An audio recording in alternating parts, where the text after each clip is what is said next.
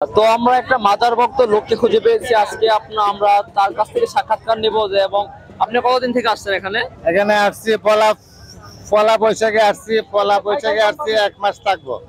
1 মাস আমরা এখানে থাকি, এই শাহ কামাল টুর মোড়ে এমনি আমরা ভালোবাসি ওনাকে, এই জন্য এখানে আসি আমরা 1 মাস সফর দিই। তাহলে এই পীরের নাম কি বললেন আপনি? শাহ কামাল এমনি। শাহ কামাল এমনি। হ্যাঁ, শাহ কামাল এবং এমনি।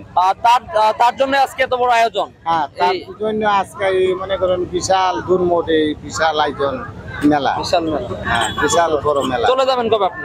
এই মনে করেন কালকে আখেরি মোনাজাত পরশুদিন সকালবেলা চলে যাব। নামাজ পড়ছেন? হ্যাঁ, নামাজ পড়বো নাকি? আমরা কি মুসলমান? পড়বো না, পড়ছেন? পড়ছি, পড়ি নাই, পড়বো আমরা। তাহলে লাভ কি? দীর্ঘ প্রায় 1 মাস আপনি এই মেলাতে কাটালেন, কি কি শিখলেন, কি কি অনুভব আপনার? আমরা 24 ঘন্টা আল্লাহ রাসূলের নাম স্মরণ রেখে আমরা পাগল, আমরা সর্বদাই আমরা মুখে আল্লাহ রাসূলের নাম স্মরণ থাকে। কোনটা বলছি?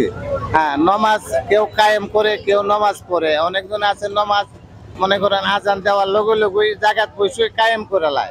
কথাটা বুঝছেন? হ্যাঁ। তাহলে এটাও তো আল্লাহ পাকে গ্রহণ করবে, গ্রহণতে করবে না এমন কোনো কথা না। কথাটা বুঝছেন? হ্যাঁ, তাহলে এটাই পাগল। নামাজটা যে পড়ছ, আপনার নামাজটা যে বললেন না? হ্যাঁ, এটা তো কইলাম না, পাগলটা তো মনে করেন সর্বদাই 24 ঘন্টা আল্লাহ রাসূলের নাম স্মরণ রাখে। আপনি তো সবাই বুঝেন, সবাই সুন্দরভাবে বলতে পারতেছেন, সবাই। নামাজ পড়েন না কেন? আরে কয় কি নামাজ তো একবার না কইলাম, এটা হলো যার যার মনের আবেগ। এটা বলছি নামাজ মুসলমান যারা বইছি আমরা মনে করো নামাজ পড়ন লাগবো।